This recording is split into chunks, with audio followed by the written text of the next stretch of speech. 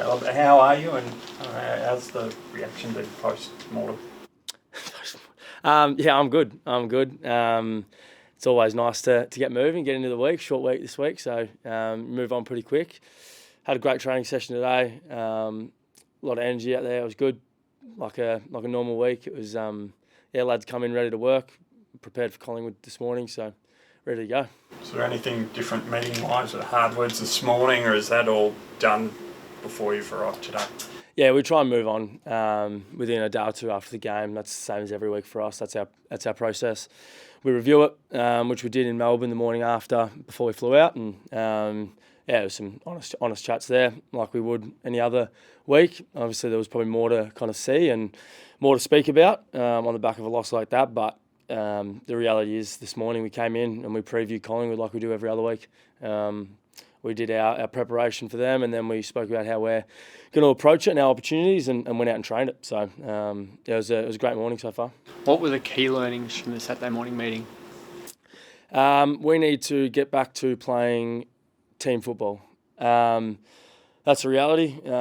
Consistency week in, week out, probably on that point of view. That flows into a lot of different things. That's pretty generic kind of statement. And we will kind of dig a bit deeper internally with that. But we need to play for each other a little bit more, play for our teammates, play for the team, make those harder decisions for the team. That's the reality, and there's a few different things within that, but that was kind of the main takeaway. And we spoke about how we're just trying to dig a little bit deeper into why the inconsistencies there. But the reality is, if we knew we'd be kind of doing something specific, it's not necessarily one thing.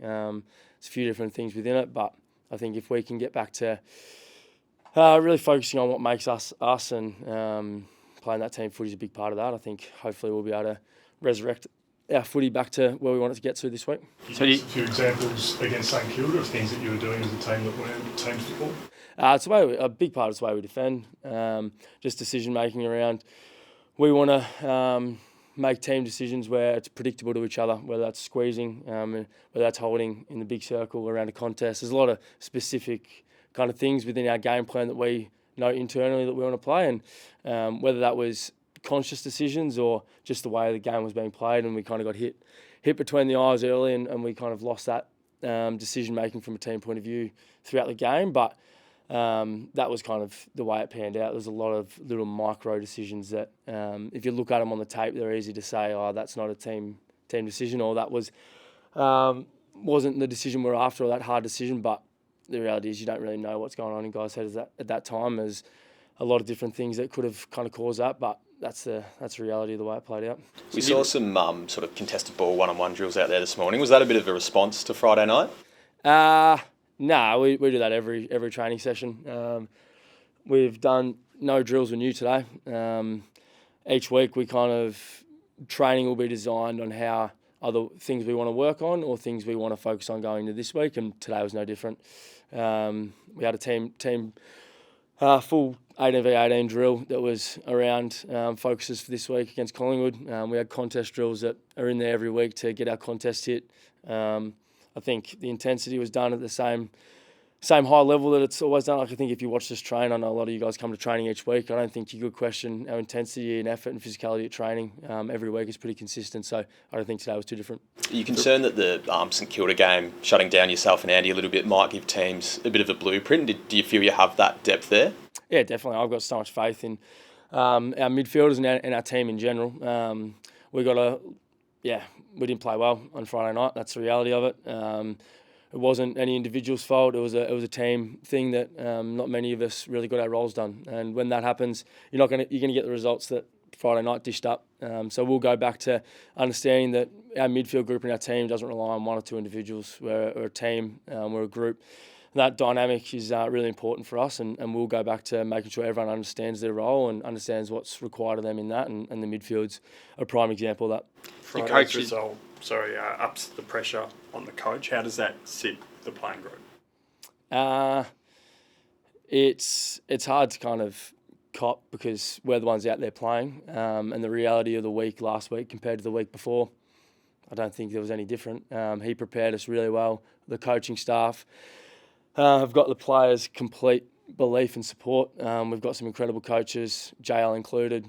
He's got my full belief that he's the right man. His game plan, I texted him yesterday, just made sure he knew that I've got full belief in the game plan and him as a coach, and I love playing for him. So that doesn't really get spoken about at all, except for the fact that it's on us to respond and make sure that we're the ones going out there and playing the game plan that he's setting up for us. Because it's a winning game plan in my opinion. We just haven't played it consistently enough, so that's on us. What prompted that text? I just know that there's a lot of talk going around. I've switched my phone off really in terms of looking too much into it, and I understand that's there and that's rightfully so. There's no qualms from me in that respect, but I just know that he would have been copping a bit of heat over the last couple of days, and just wanted him to know that he's got my full backing as a leader, and I've got no doubt that's I guess a reflection of the whole playing group, in my opinion, that he's got all of our backing. So I just wanted him to make sure that he was ready to go today, and make sure he's coming in and full belief in himself and where he's going, because he's got our full belief. We've seen him do different things this year, from down the bench the other night, talking to you guys through the game where he's normally been a box person. So the spray that he gave you at the training, he talked about the spray he gave you at Richmond, and he's made a lot of changes to the team. Like, is he a different coach this year to what he's been in the past? Is he trying different things, do you feel? No, I think throughout his whole coaching career, he's always looked for ways to improve, ways to get better, whether that's individually, whether that's a team, whether that's from a player's point of view. And he's got a incredible growth mindset that he's always looking for ways to get better, and potentially those levers that he's tried to pull at different times, whether that's coming down the bench on the weekend, was a way that he thought he could have an impact and impact the group in a positive way. And he's done it in the past. If you look back to a couple of years ago, I think it was 2 years ago, he was down on the bench for a few games in a row trying to see if that worked, and he's proactive, he's trying to try things, and I respect that. He's trying to have an impact. So in terms of the spray and all that, there's a lot made of that, but again, I don't think it was anything too abnormal from our point of view. We want to hold each other accountable. He's the head coach, and he's the one that sees it all, and we listen to him very intently and understand when he speaks, we're listening, and whether if he's hitting us between the eyes with something that we're not doing well, then we respect that and listen and take it on board. And I haven't seen a change in the way he's gone about it, except from a point of view he's continuing to search to get better, which I respect immensely. When you're reviewing the game, Caleb, and you're questioning those team first decisions, did you question effort at all as a group? I'll never question the effort of this group, my teammates, my players.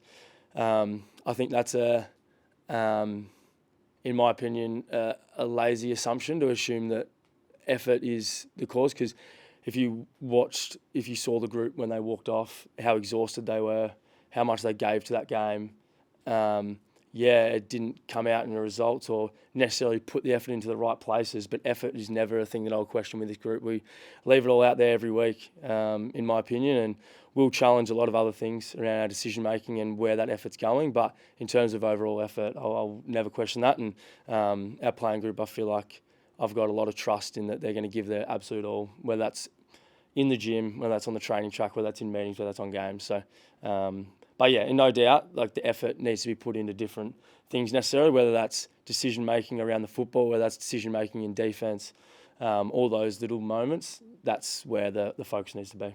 Some of your most disappointing performances this year have come on the road against obviously Geelong, Melbourne and now St Kilda. What do you make of that sort of disparity between your home and away form? Yeah, we need to fix it. The reality is we haven't changed anything with our travel schedule routine, and over the last couple of years our travel results have actually been all right. We've travelled pretty well. This year, definitely not. That's no beating around the bush, and we need to figure out what is going on. Whether that's individuals working on their prep, whether that's team little things we can do, whether that's during the week in the lead up to the travel. I'm not sure what it is, but the reality is we haven't changed anything, and it has worked in the past, this routine. So we're analysing everything. We're looking at it all from a player leadership point of view, from a playing group point of view, from a holistic leadership point of view. We're digging deep into it and understanding, because we need to be better on the road, because it's not just losing games, it's the way we're performing. How's Hayden? Have you spoken to him? Yeah, I've seen him a little bit over the last couple of days. oh man, I wanted to cry for him on Friday night. It was tough. He's a tough bugger though, and he'll continue to work and get himself back out there. I know he's had a scan. I'm not sure the exact results yet. I haven't seen him this morning, but I know that he'll do everything he can to be back out there at some stage this year. It's just really frustrating. These recurring injuries are just really disheartening when you do everything you can to get back and then it happens again. So he's one that you can never question the professionalism, never question his preparation. So it's one of those ones that just doesn't quite make sense, and that's hard to make sense for himself and the guys around him. So he's got a lot of support in his corner from family, from the club. So we'll do everything we can to make sure he's got that support and feels loved. Who do you need to step up in his absence? Not one person. We've got a few senior midfielders out at the moment, obviously with Jagar, Fifey and Youngie now as well. So creates opportunity. Obviously Corey Wagner's come into the midfield the last couple of weeks and played a role. I've got no doubt he'll continue to be exposed in there. Jono, I think a lot of you guys saw pre-season, like what he can do from a physical point of view. I think just that increased opportunity for him will hopefully be able to, I guess, bring a few more results for him, which is great. He's played some great footy this year, and hopefully, a few more opportunities will be good. And then we've got some other guys that can go through there. We've got some guys in the waffle that are playing some good footy. We got options, and like I said with the midfield group, none of us really played our role on Friday night, so whoever does come in, it'll be really clear what their role is, and we'll get back to playing role-driven team footy. Doesn't get much more daunting than the Pies at the moment. Exciting. Doesn't get much more exciting. Is that the way you're trying to get everyone? It's a great challenge. They're a great team. They're an extremely experienced team that play really smart football, but really exciting football, and they don't really have too many weaknesses. So it's a great challenge for us. They're going to challenge a lot of different areas of our game, and the beauty of that is we need to be on. And I can't wait. We kind of previewed them this morning, and they've got a pretty good list. They've got some pretty good players. Nick Dacos is pretty good through the midfield, so it's going to be a great challenge and one that I'm definitely up for, and I think we're as a group really excited about Thursday night footy. We didn't live up to Friday night footy last week, so we've got another opportunity this week. Just on that game, obviously you held quiet. Ross Lyon said they didn't really tag. How did you see it? Every kind of week's a little bit different, and there's certain roles. And tag is a very specific kind of word, but there's different roles and different mechanisms that are pulled around stoppage and around the game. So if that's the way it kind of went out, like I know there was around the stoppage, they were really physical, and they did a good job of nullifying us. And the reality was, we didn't help ourselves. Andy and I especially, we didn't play our roles around stoppage and around the ground. So that'd be our focus, getting back to that and making ourselves really hard to play against, because I felt like probably made it a little bit easy for them on the weekend, whatever they were trying to do. So we'll take ownership of that and make ourselves better as a result of it. Separate to the coaching discussion earlier, a lot of pundits have sort of commented on the talent that's currently on the list and how exciting you guys are on the park. What do you think is the intersection between talent and performance? Because some people have suggested this list should be performing above what it currently is. That's a great question. That's something that we're continuing to try and allow to come to fruition, the talent, allow this group to come out and show itself and play on instinct, but also play within a really strong role-driven game plan. And I think the best teams have individuals that can play on instincts and then guys that are playing roles. And we, at the moment, need to continue to dive into where we sit within that game plan, and as individuals or as a group, how much we want to really give to that. And at the moment, there's probably been not 100% buy-in from across the board, and I think that's probably not allowing us to really bring that talent out to show, and as a group, not allowing us to get the results we're after. So I think the roles and the dedication to the game plan and the team will allow the talent to come out more, because it'll be more predictable to each other, and we'll know what we're after from each individual and the group as well. So at the moment, we've got a few new guys, a few young guys floating through there, and it's really exciting. And we're just learning on the go, and that's the beauty of it. And we need to get better really quickly and get more consistent really quickly, and hopefully through that we'll allow these really talented guys that we've either brought in or we've drafted and we've got at this club to really come out and shine.